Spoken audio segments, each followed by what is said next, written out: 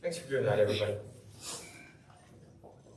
There's something really helpful in sharing and naming what we're feeling, but then there's also something really heavy and then beginning to carry it, what other people are feeling.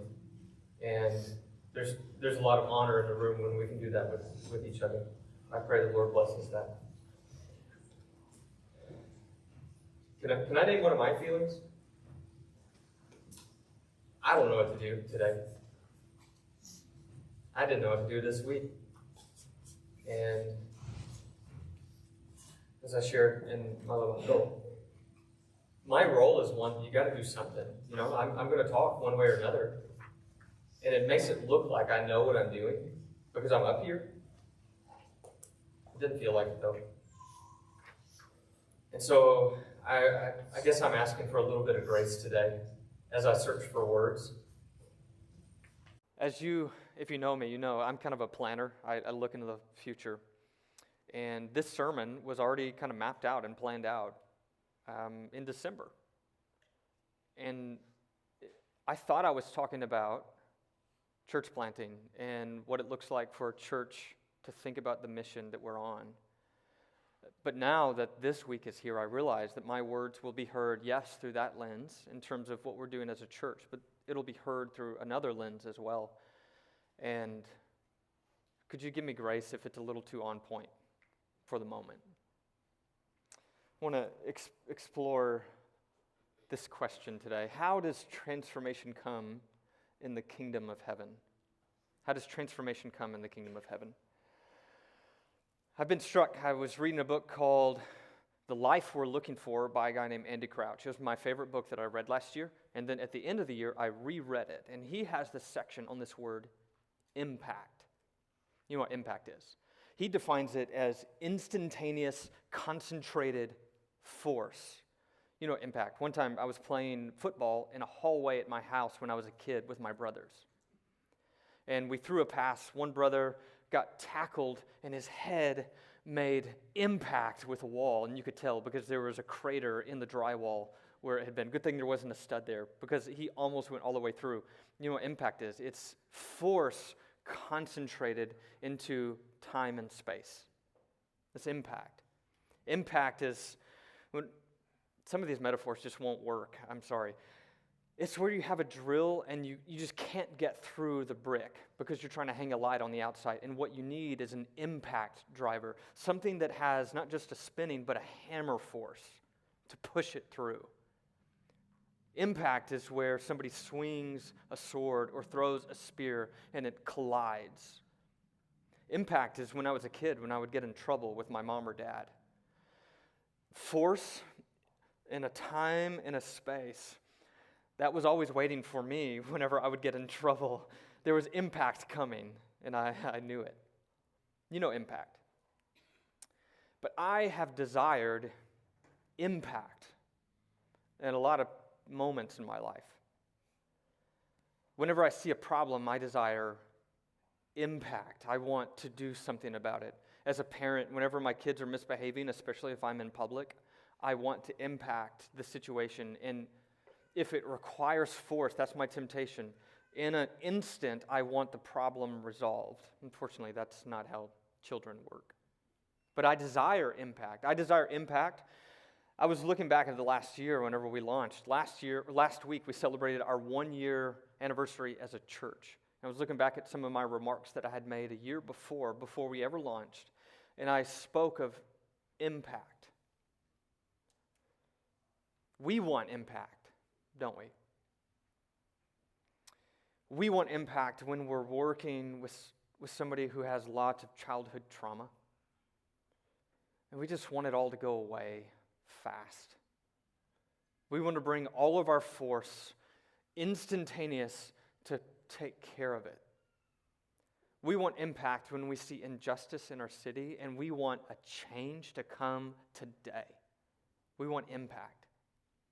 And it is not lost on me that Tyree Nichols lost his life because of impact.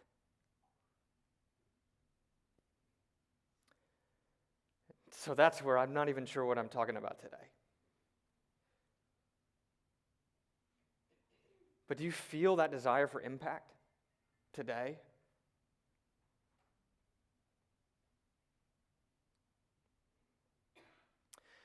Impact requires power. It requires clout. It requires a voice. It requires votes. It requires money. It requires technology. It takes power put into a moment and put into a space. Now, I've desired impact. Until a generation ago, Crouch says, not only was impact never used as a verb, but it was used almost entirely in a negative context. A wisdom tooth could be impacted. Tia Leone might have to be dispatched in the film Deep Impact to prevent the impact of an asteroid on Earth. Impact denotes concentrated force over a short amount of time, and the laws of physics dictate that most impacts are unpleasant. We might well wonder why we would choose to use a verb associated with an event like that would raise your insurance rates and require a trip to the doctor as a suitable metaphor for the transformation of a culture. The answer, of course, is that we are fascinated by the power of instantaneous concentrated force. When something or someone breaks into the world with such irresistible and overwhelming power so quickly that everything is broken and rearranged. When I look at the problems of the world, I want impact. When I look at the problems of our city, I want impact. Whenever I think about church planting and what we could do in this part of the city, I want impact. Whenever I think about people with all our complexity, I want impact. But then I look at Jesus, and impact just isn't the word that describes him. Can we explore that today? How does the kingdom of heaven come? He talks about the kingdom of heaven a good bit, especially in the Gospel of Matthew. And this year, we're pulling from Matthew really all year long. I'm so excited. Matthew has so many riches for us. And in this series, Oikos is home, we've looked at the language of Oikos in Matthew. He says you need to build your house on the rock. And what he means is the only way to actually have a secure foundation is to build it on discipleship to Jesus. We looked at this language of the house of prayer. He says, I want my house to be a house of prayer for all nations. And so we talked about how we're praying for and working for a culture of prayer and worship at Oikos Church so that we can be a house of prayer for all nations. Last week, we talked about this idea of longing for home. And Peter asked this question of Jesus. He says, if I leave my oikos, that's the word he uses in Greek, but if I leave my home and my mother and my father and my sisters and my brothers, what is there for us who have left everything? And Jesus tells him, you get 100 times more and eternal life. But this week, we're going to look at how Matthew uses the language of home in a slightly different way. We'll get there in just a moment, but first, we're going to be in Matthew 13. Matthew 13 in the Coffee House Bible is on page 839. 839. Matthew 13, Jesus tells 3 parables. And each of the parables starts out with this line, the kingdom of heaven is like. And he gives pretty good, concrete, kind of, although metaphors from everyday life to explain what the kingdom of heaven is like and how it comes. Listen, the one who has ears to hear, let him hear. The kingdom of heaven is like a man who sowed good seed in his field. So this metaphor is all about somebody who owns a field and they scatter seed. But he says, while everyone was sleeping, his enemy came and sowed weeds among the wheat and went away. This word weed is a type of poisonous ryegrass that in the early stages, it looks just like wheat. The problem is, it's a poisonous ryegrass, it's not wheat. So when the wheat sprouted and formed heads, then the weeds also appeared. And the owner, this is actually the word oikodespotes, he's the homeowner, the head of the house. When the head of the house, his servants came to him, he said, sir, don't you know, didn't you sow good seed in your field? Where did the weeds come from? And he said, an enemy did this. And the servants asked him, do you want us to go and to pull them up? No, he answered, because while you were pulling the weeds, you may uproot the wheat with them. Let them both grow together until the harvest. At that time, I will tell the harvesters, first collect the weeds, tie them up in bundles, to be burned. Then gather the wheat and bring it into my barn. That's the first parable he shares. He's actually going to come back to this parable. He does 1, 2, 3, and then he explains this one. Hold on to all of what this says, but do you at least see his main point here? He says there's multiple seeds in the same field. And the kingdom of heaven comes like this. It comes with tangled roots. So that if you were to try to pull out something, it would impact the other roots too, in ways that wouldn't be helpful. And Jesus says there's a day of impact coming, but right now it's delayed. Until that time, wait on the harvest. Do you see how the kingdom of heaven comes? It's slow. You have to wait. It's delayed, and it's a tangled mess. The next parable starts in verse 31, the parable of the mustard seed. He told them another parable. The kingdom of heaven is like, the first one was about seed, this one is too, but really the first one was about a field that has everything tangled up. This one is about a type of seed, a mustard seed. Mustard seed in Palestine, in kind of Jewish parables, it was often a proverb because it was so well known. It was a tiny, tiny seed in Palestine, the smallest seed in the whole area. He says, a man took it and he planted it in his field. And though it's the smallest of seeds, yet when it grows, it is the largest of garden plants and becomes a tree, so that the birds come and perch in its branches. Do you see the meaning of this parable? If the first one is about the tangled mess and the waiting until harvest, what's this about? It's about something that was small, that takes a long time to grow into something large and helpful. It's slow. It's tiny. It's insignificant. How does the kingdom of heaven come? It doesn't come with sound and fury. It comes in the insignificance of Jesus. Let me share a quote from a commentator. He says, Israel always believed that when God's kingdom was established on earth, it would be great. They were not prepared for an insignificant beginning. What may not look like much to the world will, in fact, fulfill all God's promises. And so it's tangled up and it's small and tiny. And then he tells another parable, the parable of the yeast. He told them another parable, the kingdom of heaven is like yeast. A lot of translations use the word leaven, same idea. That a woman took and she mixed into, literally she's hiding it into about 60 pounds of flour. That's a huge bag of flour. Until it worked all through the dough. You see the idea here?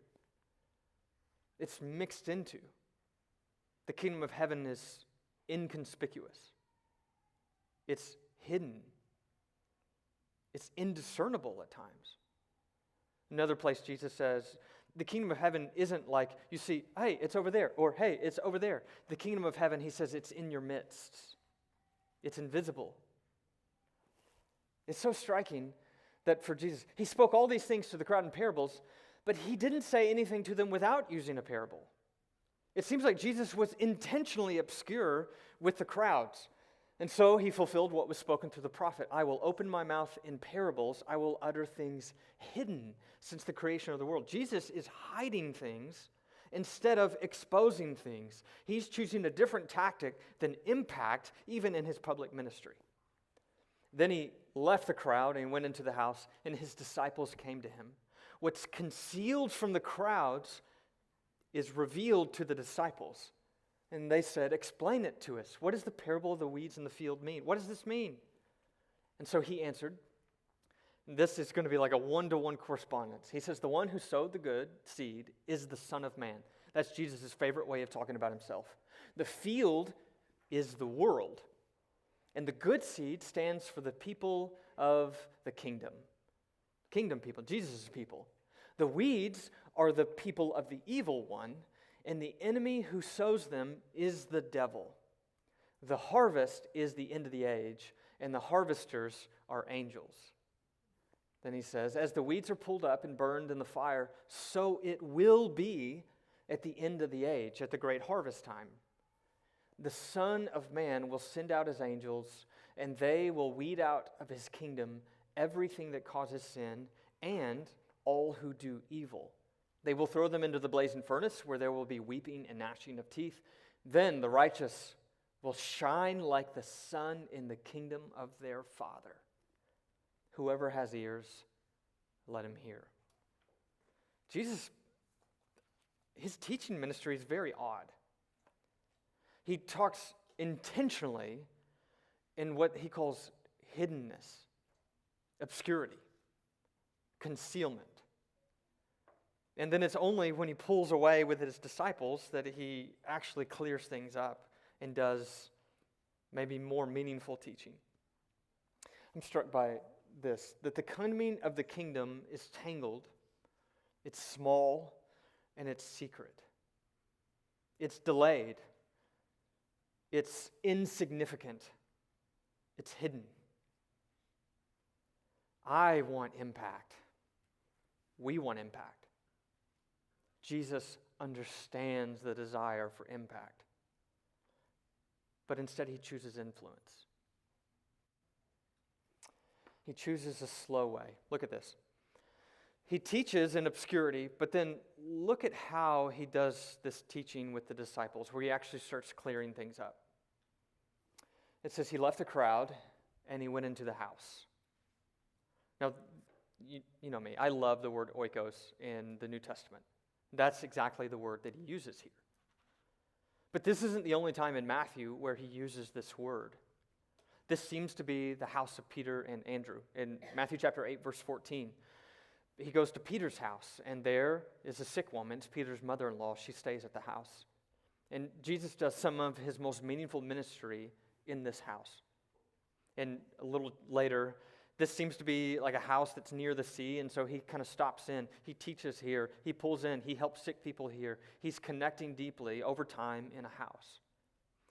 In the next chapter, in Matthew chapter 9, he's in the house of a man named Matthew. Matthew is a tax collector. He throws this big party. Jesus comes into his house, and he's at the table with sinners. He's encountering people in more meaningful ways than the obscurity of his public teaching. But in the house, he slows down. In the house, he connects with people. In the house, he hears the stories of sinners and sick, and he helps them. Later on, he's in the house of, they call him a ruler. He's a ruler of the synagogue. He just moves from house to house to house to house in the Gospel of Matthew. He does the same thing in the Gospel of Luke. One commentator of Luke, I think I've shared this before, he says in the Gospel of Luke, Jesus is either eating a meal with somebody or he's on his way to eat a meal with somebody. He's constantly sharing tables with people. Somehow, Jesus' public ministry is intentionally obscure, but his private ministry in the house is slow. It's personal. It's relational. So, I'm calling this the speed of home. I mean, I think that's the speed that Jesus uses in his ministry whenever he actually wants to produce meaningful change. He doesn't choose impact. He chooses the speed of home. Some of you may be thinking, but Jesus made an impact, didn't he? Of course he did, right? I mean, the world has changed because of Jesus. No one has changed this world more than Jesus of Nazareth. But what I'm saying is that his strategy for doing so didn't exactly look like the language of impact. You could look at the end of Matthew 28. He says, go therefore into all the world. I want you to make disciples of all nations. He has this global plan to make disciples of everybody. But do you know how Jesus does it? Yeah, we do. In Matthew chapter 10, he tells his disciples, here's a little training ground for when he sends them out. You know what he tells them to do? He says, I want you to go to a house. I want you to knock on the door, and I want you to stay there for a while. And if you're welcomed, you stay. And if you're not welcomed, he says, just kick the dust off your feet and go on to a different house. He says, it's the speed of home where his ministry is actually, the kingdom of heaven comes through the speed of home. It is tangled and tiny and obscure and hidden. But when it comes, this is how it seems to come in the Gospels. Yes, he made an impact. We think of people like the 120 that turned into 3,000 in Acts 2. We think of people like the Ethiopian eunuch whose world is turned upside down. Saul of Tarsus, who has this, shining light moment where he goes from blind to seeing. Yes, he was impacted, sure. We have known people impacted by Jesus. But rarely does he use force, and rarely does he do it in an instant. Instead, the way that Jesus changed the world, yes, sudden, dramatic, and indeed revolutionary, Crouch says, as far as they're directly concerned, but they were anything but revolutionary on a cultural scale. He says, if you just think of what Jesus did and the encounters that he had with people, most people in the world just went on about their lives. The Passover that Jesus was crucified, there was another Passover the year later. And I'm sure there were some people like, hey, that was weird last year. Yeah, it was. How about some matzah? It was just like life goes on. There was another Messiah who would come. There was another Messiah who would come and, I say Messiah, a would-be Messiah who would come and die. This was just another thing. We'll go on to the next one. We'll go on to the next one. Jesus made no, writings. There were no inscriptions about Jesus. He made no impact in terms of that. Most revolutionaries would at least have a coin impacted with their face on it, but Jesus never had a coinage. You can imagine that the Roman official, the one who woke up and discovered that the stone was rolled away and the tomb was empty, you can imagine that he had to write that down somewhere. And he had to tell somebody about it, but then he was probably like, well, that was a weird day at the office. What are you doing next Saturday? Life went on for most people who lived in the time of Jesus. Crouch says, if we're looking for the kind of cultural change that the first Christian movement fostered in the Roman world, impact simply is not the metaphor we're looking for. Skeptics 2,000 years later would be able to seriously doubt whether he even existed at all. On a cultural scale, in the face of the empire that put him to death, he made no impact. Consider this, the most dramatic events of the Son of God, his incarnation, his crucifixion, and his resurrection. Just consider these three. They all involve a borrowed home and a borrowed space. In Matthew chapter 2, you remember when the Magi are coming to this newborn child. He has to go to a borrowed house that has no room, and he's actually laid in a manger within the house. This word oikos is used here in Matthew 2:11. The Magi come, they saw the child with his mother on coming to the house, and they bowed down and they worshiped him. The incarnation of the Son of God, the Creator, come in the flesh, and it's a borrowed house. It's not impactful. Everybody passes by. The crucifixion, his last supper, before he is crucified on a Roman cross. Matthew 26:18 again uses the language of oikos. He says, go into the city to a certain man and tell him, the teacher says, my appointed time is near. I'm going to celebrate the Passover with my disciples at your house. He borrows another house. And then he institutes not the plan for revolution, but he institutes the table where we remember the bread and the cup. Consider the resurrection. He's taken down off the cross and he's laid into yet another home that's borrowed. It's the tomb of Joseph of Arimathea. The most significant events that have ever shaped this world were in borrowed spaces and borrowed homes that Jesus used for real, meaningful change. That's how the kingdom of heaven comes. A home borrowed by Jesus has the potential for greater change, for lasting transformation than the impact that I crave. So, what do we do with this? I think there's a call for God's people to practice the imitation of Jesus and the speed of home. Though our hearts long for impact, the lasting personal and cultural change that we desire is not achieved through impact. I was thinking of the Scorpion unit that the police were a part of. Somebody wanted impact.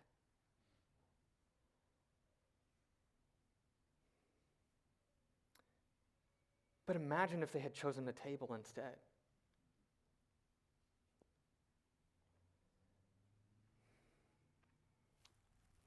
The imitation of Jesus means that the people of the kingdom, that's what he calls us, the ones who are going to shine like the sun in their Father's house, we choose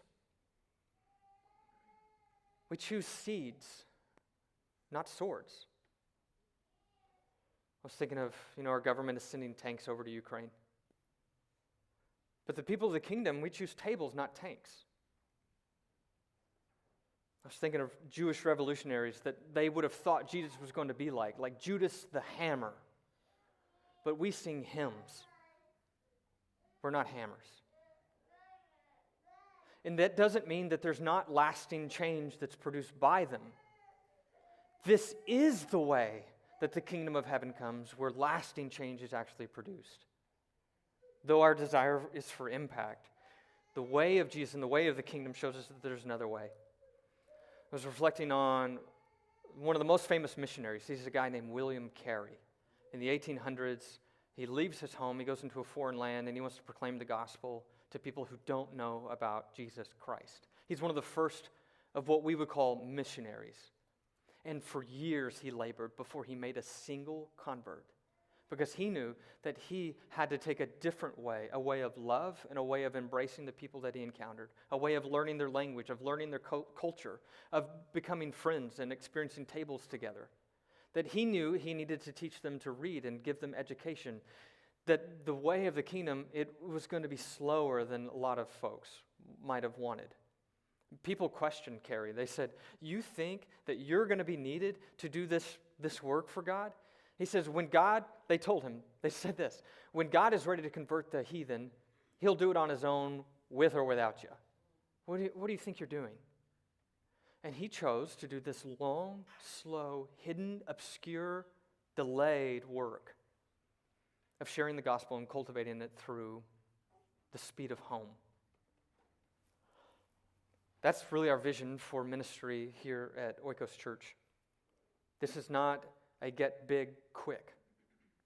There are other churches that have more money and more power. They have more technology and more, all of this stuff. We intentionally choose a different approach, and the approach is the word oikos. It's home. Because this is the way of Jesus, and this is also the way of the early church. I'll talk more about that in just a second. We're the people who sing our resistance to the empire, and we claim that we surrender to another king. We pray our laments to our God, and he hears us. We wait on the kingdom in slow and small and in secret ways. But with the imitation of Jesus, there's also an invitation from Jesus. Because Jesus didn't have a home. He was constantly in homes. He was always in houses. He went from house to house. His people went from house to house. But Jesus didn't own a home. He says, "Foxes have holes, birds of the air have nests, but the Son of Man has nowhere to lay his head." Jesus is totally dependent for his ministry, for his meaningful change, for real transformation. He's dependent on the homes of other people. Do you hear the invitation that's built in here? What influence could Jesus have if he borrowed your home? I wonder. I was talking to Kelsey this week, and she asked me that question. I was like, I need to use that. Jesus is looking for homes to borrow. And the kingdom of heaven comes to the speed of home. And he's looking for houses and tables. He's looking for people who will welcome others in, the sick and the sinner. Not for impact, but for the slow work of love, for the slow work of home. This is where the real stuff really happens. Let me illustrate with the empire of the olive tree and the table of the Lord, and then we'll be done. In the empire of Rome, there were all kinds of impactful leaders, right? They had money, they had power, they had military, they had swords to make impacts, they had spears, they had catapults. At one point, there was a slave rebellion. You remember the story of Spartacus. Spartacus rose up with thousands and thousands, but the empire impacted him. They quelched the rebellion, and to put an exclamation point on a final move of impact, they crucified the last 6,000 slaves along the Appian Way.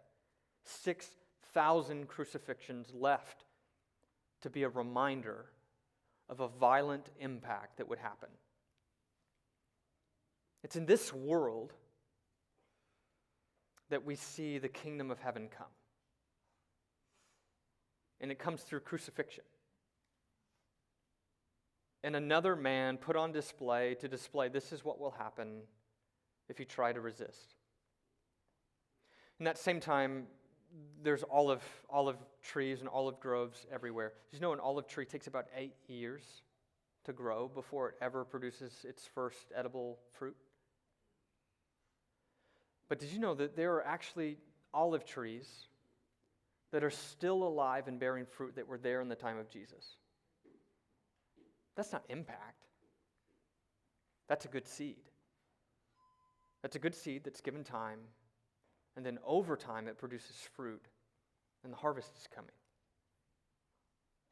This is the language of Jesus. But the last piece here is the empire, the olive tree, and the table of the Lord.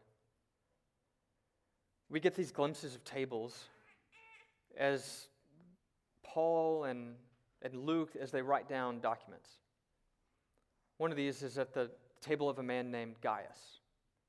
Gaius he's one of those head of the house. He's somebody. And this day, Gaius has invited Erastus. He's the oikonomos of the city. He's somebody too. He's like the CFO. You got a guy who's somebody inviting a guy who's somebody. And then there's Paul, who keeps telling everybody, I'm a nobody. And Paul has invited some friends to this table. He's got a guy named Tertius. Tertius is there. He's the scribe. Tertius out on the street as a nobody, but he's somebody at this table. Tertius is the man who wrote the letter that we call Romans. His name just means third. It's like his parents ran out of names. And he says Quartus is also here, our brother. His name just means fourth. It's probably his blood brother, but Paul means it in a different way. And Priscilla's there. And Aquila's there. And Phoebe's there. And these people are gathered around a table for the worship of Jesus, and they just write a letter.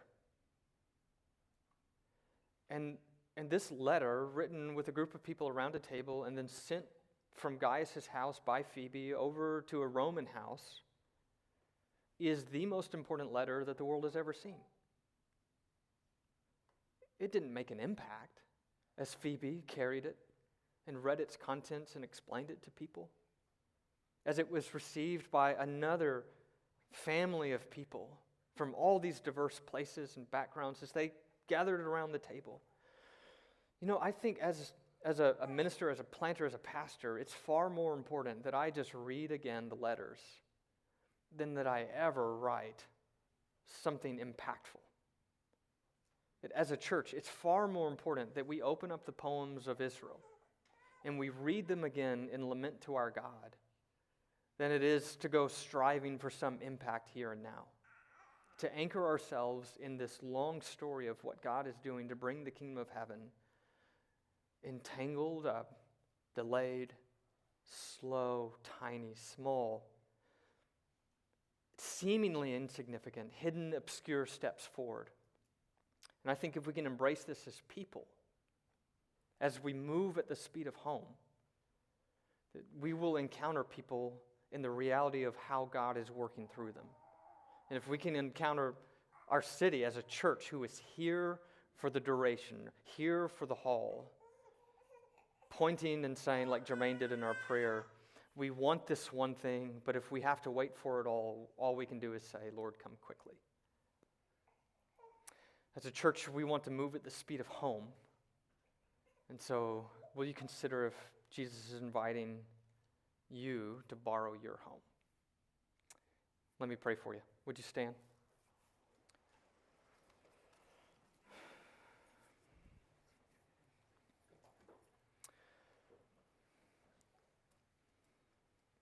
Lord of the harvest,